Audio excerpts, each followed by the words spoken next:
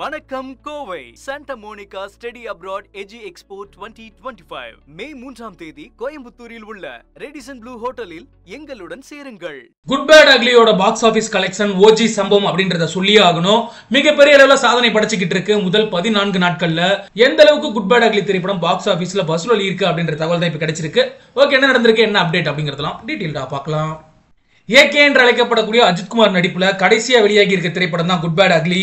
அதுக்கு முன்னாடி இந்த வருஷத்திலேயே விடாமுயற்சி அப்படின்ற படம் வெளியாகி இருந்துச்சு.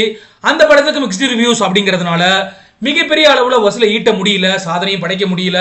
ஆனா அஜித்குமாரோட ஆதிக் ரவிச்சந்திரன் முதல் முறையா கூட்டணி அமைச்சிருந்த காரணத்தினால குட் பேட் அக்லி திரைப்படத்தின் மீதான எதிர்பார்ப்பு உச்சகட்டத்தில் இருந்துச்சு. அது மட்டும் இல்லாம ஆதிக் ரவிச்சந்திரன் ஏகேயோட ஃபேன் அப்படிங்கிறதுனால கண்டிப்பாவே ஏகேவுக்காக பல சிறப்பான விஷயங்களை செஞ்சிருப்பாரு அப்படின்ற நம்பிக்கை ஏகே ஃபேன்ஸுக்கு அதிகமாவே இருந்துச்சு.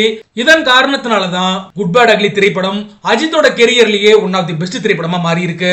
10 நாட்கள்லயே பெருமளவுல லாபத்தை சம்பாரிச்சு கொடுத்திருக்கு குட் பேட் அக்லி திரைப்படம் அப்படின்னு சொல்லப்படுது. இதன் மூலமா 2025 வெளியான தமிழ் திரைப்படங்கள்லயே பிளாக் பஸ்டர் திரைப்படம் அப்படின்ற லிஸ்ட்ல குட் பேட் அக்லி திரைப்படமும் இணைஞ்சிருக்கு அப்படிங்கிறது குறிப்பிடத்தக்க விஷயம்.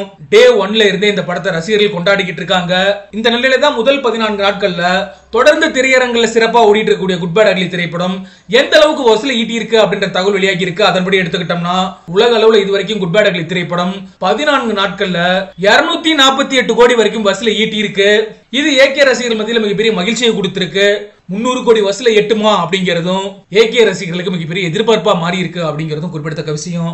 சரி, ஓகே, நீங்களும் வரலாறு கமெண்ட் பதிவு பண்ணுங்க. குட் பேட் அக்லி திரைப்படத்தை நீங்களும் பார்த்திருந்தீங்க அப்படின்னா உங்களோட பார்வையில இந்த படம் எப்படி இருக்கு அப்படின்ற உங்களோட கருத்துக்களை. வணக்கம் Kovai Santa Monica study abroad எஜி எக்ஸ்போ 2025 மே 3ஆம் தேதி கோயம்புத்தூரில் உள்ள ரெடிசன் ப்ளூ ஹோட்டலில் எங்களுடன் சேருங்கள்.